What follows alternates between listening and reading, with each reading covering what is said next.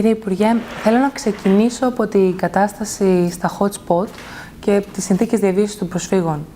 Τον περασμένο Δεκέμβριο, ο Γενικός Γραμματέας της Διεθνούς Αμνηστίας απέστειλε μια επιστολή στον Έλληνα Πρωθυπουργό, στην οποία χαρακτήρισε την κατάσταση στα hot spot, ειδικά σε εκείνο της Μόρια, ως ένα σημάδι στη συνείδηση της Ευρώπης. Εσείς ο ίδιος στις αρχές του μήνα δηλώσατε μέσα στο Ελληνικό Κοινοβούλιο ότι η κατάσταση στο βαθύ της Σάμου έχει ξεπεράσει κάθε όριο και ενημερώσατε παράλληλα το Κοινοβούλιο πως τα μέσα του Απρίλη θα υπάρξει μια νέα δομή στο νησί. Πώς πιστεύετε ότι η ελληνική κυβέρνηση αλλά και η Ευρωπαϊκή Ένωση μπορούν να αποσυφορήσουν την κατάσταση στα ελληνικά νησιά και πώς θα μπορούσαν να βελτιωθούν οι συνθήκες διαβίωσης των προσφύγων?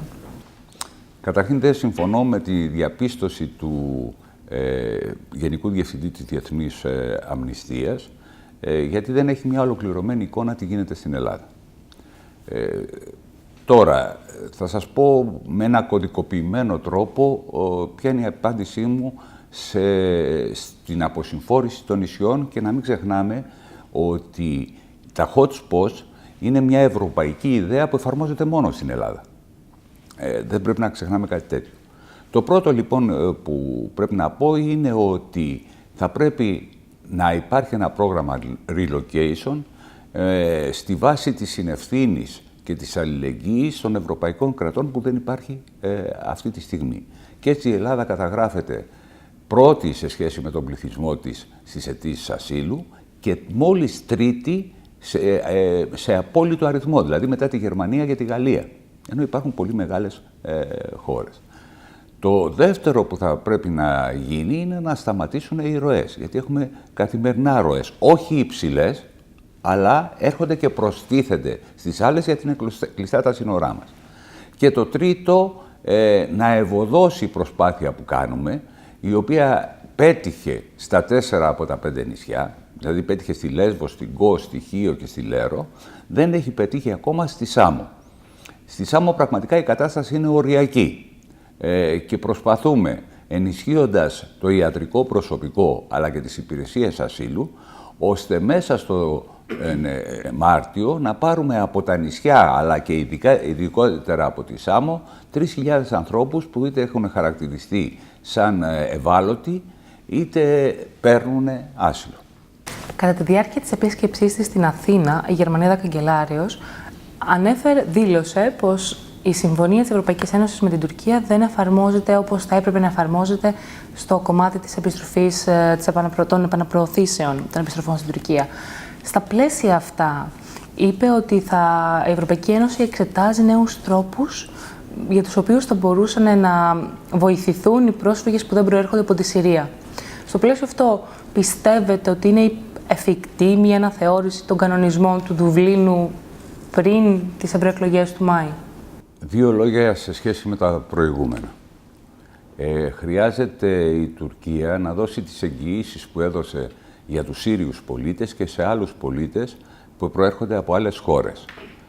Το δεύτερο είναι ότι με βάση τη συνθήκη της Γενέβης υπάρχει μια διασυνοριακή διαδικασία που εξετάζεται ατομικά το κάθε αίτημα ασύλου. Και όλοι κάνουν αίτημα ασύλου, άσχετα αν το δικαιούνται ή όχι.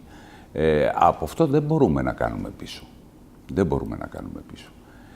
Το τρίτο ζήτημα είναι το Δουβλίνο.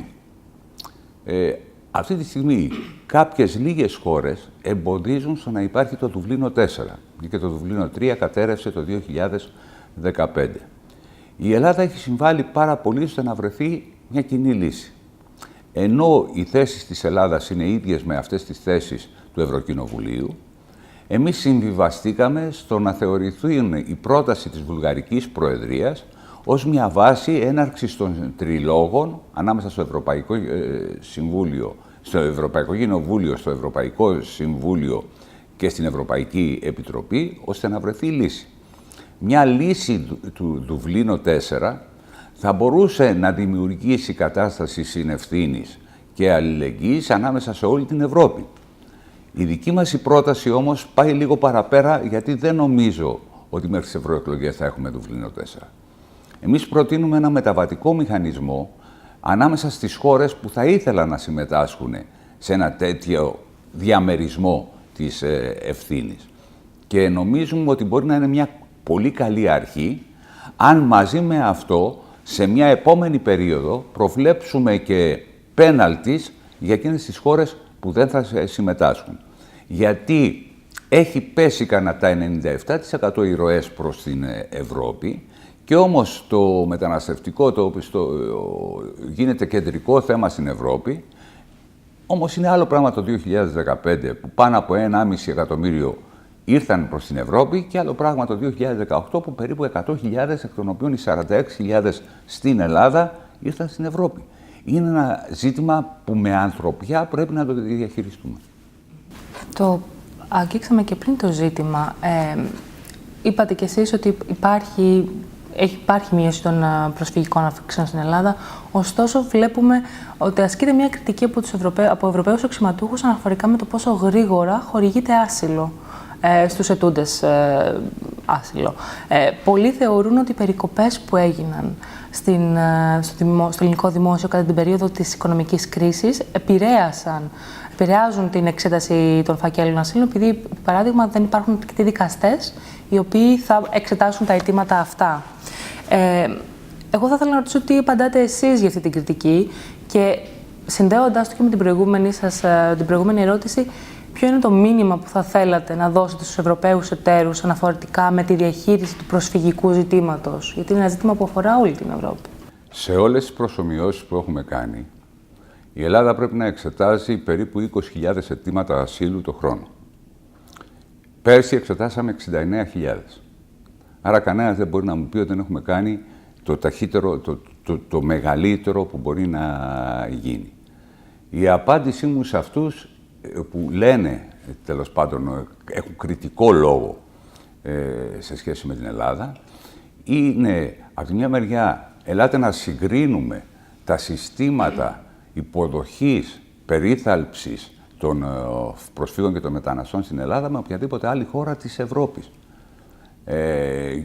Γιατί εμείς λέμε πολύ καθαρά όλη την αλήθεια.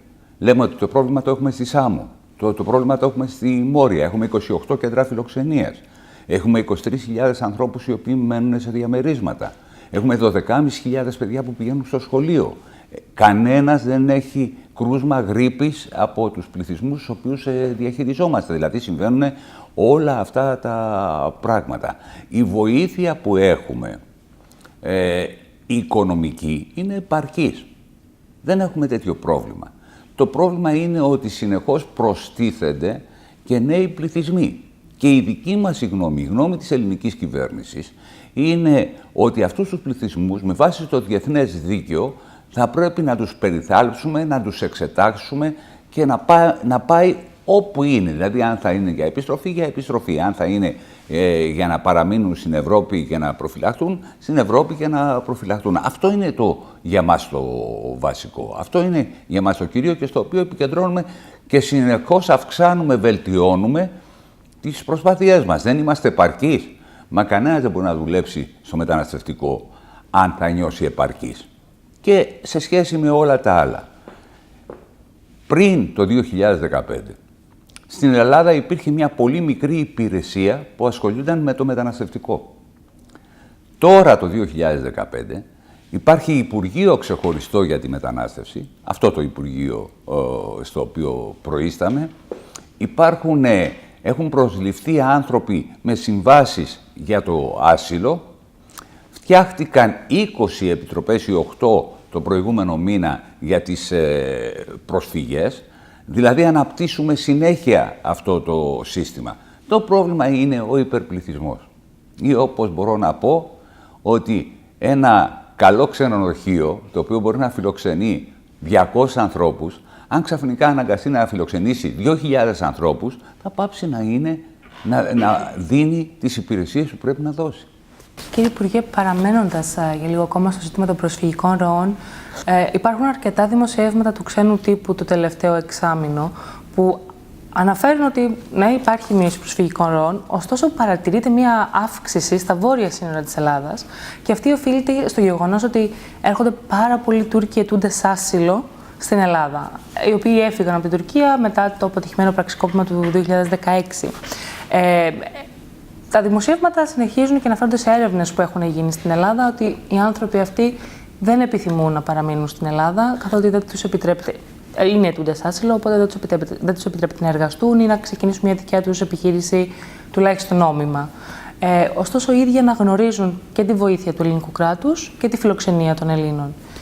Η ερώτηση είναι, θα μπορούσε η Ελλάδα κάπως να βοηθήσει αυτούς τους ανθρώπους ή είναι πάλι το ευρύτερο πλαίσιο των ευρωπαϊκών κανόνων που πρέπει να ακολουθηθούν? Καταρχήν να ξεκινήσουμε από το εξής. Κανένας μετανάστης που έρχεται στην Ελλάδα δεν έρχεται για να έρθει στην Ελλάδα. Θέλει να πάει σε άλλες χώρες της Βόρειας Ευρώπης. Αυτό είναι το βασικό. Όμως εμείς προσπαθούμε και συγκρατούμε για χάρη της Ευρώπης αρκετές δεκάδες χιλιάδες. 75.000 αυτή τη στιγμή από το 2015 μέχρι τώρα. Και έτσι με αυτόν τον τρόπο προσπαθούμε να συνεννοηθούμε και με χώρες όπως είναι η Γερμανία, όπως είναι η Σουηδία, όπως είναι η Νορβηγία, που είναι χώρες, θα έλεγε κανένας, πώς το λένε τώρα αυτό, προορισμού. Που είναι χώρες προορισμού. Αυτό είναι το ένα ζήτημα. Το 2018 είχαμε αύξηση 284% στα χερσαία μας σύνορα, όπου δεν ισχύει η κοινή δήλωση Ευρωπαϊκής Ένωσης Τουρκίας. Δεν οφείλεται όμως μόνο σε Τούρκους υπηκόους. Οφείλεται κατά κύριο λόγο σε Αφγανούς. Βεβαίως υπάρχουν και κάποιοι Τούρκοι, όμως μην διωγγώνουμε ένα θέμα το οποίο δεν είναι τόσο μεγάλο. Εμείς όταν περνάει κάποιος, πριν περάσει κάποιος στη χώρα, δεν μπορούμε να ξέρουμε αν είναι Τούρκος, αν είναι Πακιστανός, αν είναι Αφγανός και πάει λέγοντας. Και αφού καταθέσει το αίτημα ασύλου, οφείλουμε να το εξετάσουμε. Αυτό είναι που λέω, ότι αν υπήρχε ένας διαμοιρασμός, όλο αυτό το ζήτημα θα λυνόταν. Και θα έπεφτε και σε ορισμένα ζητήματα η ένταση μεταξύ Ελλάδας και Τουρκίας, με την οποία τουλάχιστον εγώ προσπαθώ, και άλλοι βέβαια, και όλη η ελληνική κυβέρνηση, να διατηρούμε καλές σχέσεις, γιατί υποστηρίζουμε την ευρωπαϊκή πορεία της Τουρκίας, με αλλαγές βέβαια που πρέπει να κάνει και η ίδια η Τουρκία. Το αναφέρατε και πριν ότι η Ελλάδα δεν είναι η χώρα προορισμού.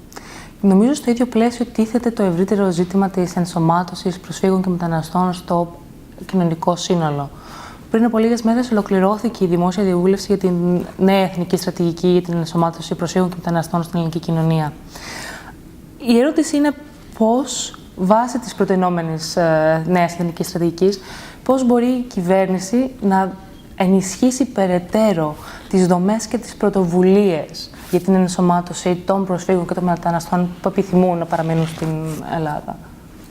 Ναι, η εθνική στρατηγική, την οποία έχουμε καταλήξει, είναι το γενικό πλαίσιο του πώς θα προχωρήσουμε στην ένταξη αυτών των ανθρώπων στην ελληνική οικονομία και στην ελληνική κοινωνία. Πράγμα που δεν είναι εύκολο σε μια χώρα η οποία έχει 18% ανεργία. Όμως προχωράμε με πολύ συγκεκριμένα πράγματα. Καταρχήν έχουμε το πρόγραμμα Ήλιος. Το πρόγραμμα Ήλιος είναι ένα πρόγραμμα που συνδέει προσφορά δωρεάν κατοικίας με διαδικασίες ένταξης και που εμείς σχεδιάζουμε ώστε στα επόμενα 2 χρόνια 20.000 άνθρωποι να έχουν ενταχθεί με αυτόν τον τρόπο στην κοινωνία. Ποιες είναι οι διαδικασίες της ένταξης? Βασικά είναι 3 αυτή τη στιγμή. Το ένα είναι να μάθουν ελληνικά. Στο σχολείο μαθαίνουν και ελληνικά και αγγλικά. Αν συζητάγαμε για μετά από 10 χρόνια θα ήταν πολύ πιο εύκολο, γιατί 12.500 παιδιά μετά από 10 χρόνια θα ξέρουν τέλεια ελληνικά. Το δεύτερο είναι να εκπαιδευτούν ή να αναγνωρίσουμε τις εργασιακές τους ικανότητες. Κάποιος ήταν αγρότης, κάποιος ήταν ράφτης, κάποιος ήταν επιστήμονας. Και το τρίτο είναι να βρούμε δρόμους προς την αγορά εργασίας. Ήδη έχουμε 2 συμφωνίες και ξεκινάμε 2 προγράμματα. Το ένα πρόγραμμα αφορά την αγροτική οικονομία και απευθύνεται σε 2.000 ανθρώπους που θα εκπαιδευτούν και θα μπορούν να δουλέψουν στην αγροτική οικονομία, στο χωράφι ή σε συνεταιρισμούς και σε συμφωνία και με αγροτικούς συνεταιρισμούς και με αγρότες ξεχωριστούς και παραγωγούς δηλαδή ξεχωριστούς. Και το άλλο πρόγραμμα είναι μαζί με το Υπουργείο Εργασίας ένα πρόγραμμα στο οποίο 3.000 θα ασχοληθούν στον τομέα του τουρισμού, που είναι μια πολύ μεγάλη βιομηχανία στην Ελλάδα. Αν το καταφέρουμε στην πληρότητά του το 2018, τότε θα έχουμε ένα καλό υπόδειγμα για το τι πρέπει να κάνουμε και σε άλλους τομείς της οικονομίας. Και πρέπει να αναφέρω ότι τα πιλωτικά προγράμματα που κάναμε για την ένταξη στη Θήβα και στη Λιβαδιά πήγανε περίφημα. Και έχουν σημασία, γιατί με αυτόν τον τρόπο οι άνθρωποι αποκτούν και έχουν ήδη όλοι δικαιώματα να πηγαίνουν στις υπηρεσίες υγείας, όχι μόνο αυτοί, αλλά και οι άλλοι, αλλά αρχίζουν και νιώθουν ωφέλιμοι στον εαυτό τους και μπορούν με αυτόν τον τρόπο να εξυπηρετούνται και με αυτόν τον τρόπο να φεύγουν και από το σύστημα που αφορά μόνο τους αιτούντες άσυλο. Τώρα προχωράμε ακόμα παραπέρα, εκτός από αυτούς που έχουν πάρει άσυλο, και στους αιτούντες άσυλο, ώστε να έχουν τέτοια δικαιώματα, ώστε να απεξαρτώνται, θα έλεγε κανένας, από το, όπως και να το πεις, μικρό χρηματικό ποσό που δίνεται από την Ευρωπαϊκή Επιτροπή μέσω της ΥΠΑ της Αρμοστίας. Σας ευχαριστώ πολύ για τη συζήτησή μας.